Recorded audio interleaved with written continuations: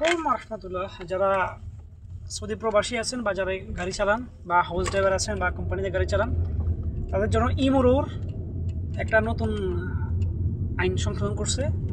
আমরা যারা এখন গাড়ি চালাই, আমরা যারা আপনার সিগন্যাল পার হই, দেখা গেছে সবুজ বাতি বন্ধ হওয়ার পর 3 সেকেন্ড বা 4 সেকেন্ড একটা হলুদ বাতির সিগন্যাল দেয়, 1 2 3 4 বা এরকম একটা সময় দেয়। আমরা অনেকবার পার হয়ে গেছি, অসংখ্যবার, আমি নিজে অসংখ্যবার পার হয়েছি হলুদ বাতি থাকা অবস্থায়। এখন থেকে ওইটার করা যাবে না। এখন থেকে কেন করা যাবে না? এখন হলুদ বাতি সিগন্যাল দেওয়া মানে আপনাকে স্টপ হয়ে যেতে হবে, আপনাকে সাবধান করতেছে, আপনি থেমে যান। যদি আপনি পার হয়ে যান হলুদ বাতি থাকা অবস্থায়ও, আপনাকে 3000 থেকে 6000 রিয়াল পর্যন্ত জরিমানা দিতে পারে। সেক্ষেত্রে কিছু কিছু শর্ত আছে, তবে সাবধানতা অবলম্বন করা ভালো।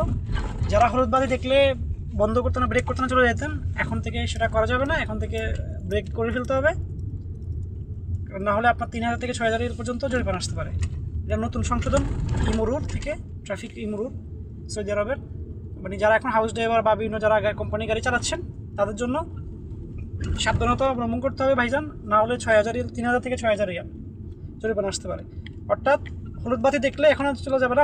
যখন আপনার সবুজ বাতি বন্ধ হয়ে যাবে, হলুদ বাতি 2 সেকেন্ড বা 3 সেকেন্ড সময় নেয়, এটার মধ্যে আপনাকে এখন স্টপ হয়ে যেতে হবে, না হলে সমস্যা।